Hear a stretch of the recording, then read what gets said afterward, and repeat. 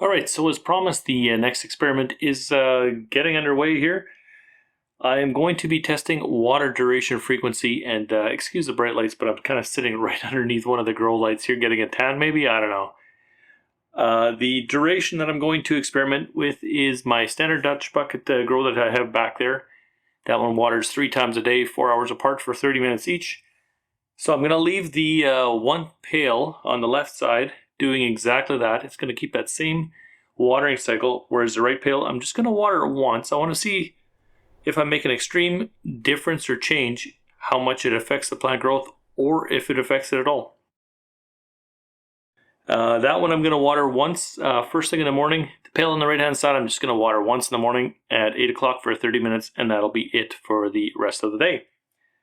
What I did differently this time around is the first 2 cups, they're winter field peas, just because I like they seem to be very consistent, or pickier maybe is a better word. They're a little fussier as far as any change I make seems to affect them the most, if that makes any sense. In the back 2 cups is going to be the trusty old Daikon radishes, because I've got a pretty good baseline on how they perform.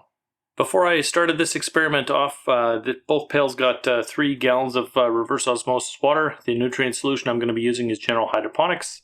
Both got the same amount of nutrients, which was 15 mLs total of each, the Flora Micro and the Bloom. 3 milliliters of pH up brought it right to 6.0. And the closest I've ever got, actually, for PPM between the 2 pails, 629 on the left, 630 on the right. So my measuring skills maybe are getting better. To make sure the watering duration is exactly what I want it to be, I'm going to set that up in Habitat. And Habitat's going to be my automation that's going to look after the irrigation cycle. It looks after everything in this room, so it's reliable and it works, so we're just going to keep going with that. Next up here, we'll get the time lapse of the whole thing growing, and then after that we can get the evaluation of the results. Unfortunately for us, plants grow slowly, so that's probably going to be 4 or 5 weeks from the time I'm making this video right here. So we'll see you back then.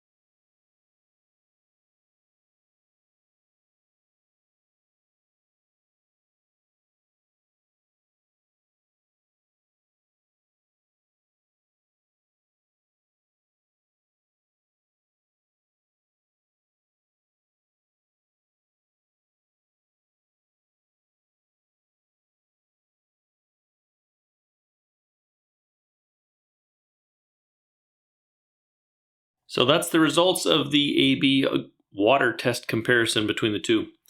Pail on the right side, that one is the A pail. This one is the B pail. The B pail only got watered once a day at 8 in the morning, and the A pail got watered like the rest of my Dutch bucket grow, which is 3 times a day for 30 minutes in a shot. I'm going to go ahead and pull those plants out, and we'll take a look at the roots. So there's the results. A is on the left, B is on the right.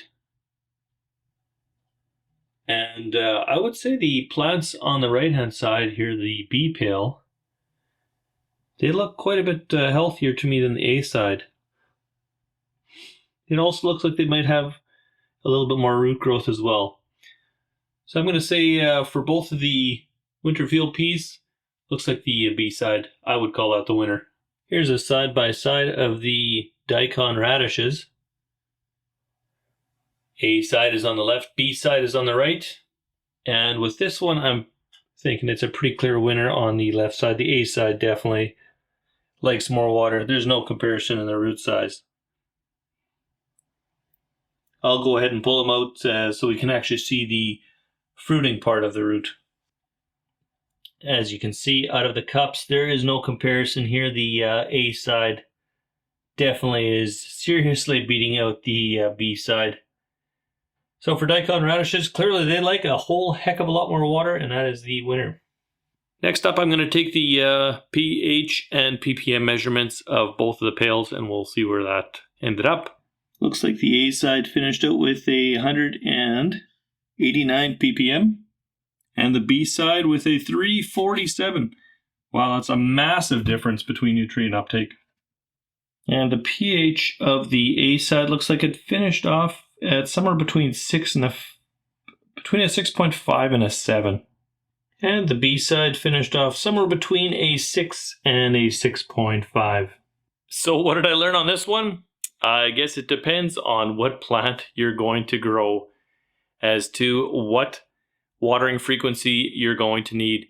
I mean, short of experimenting with your own plants, I honestly don't know if there's a cut and dried win or loss to this one.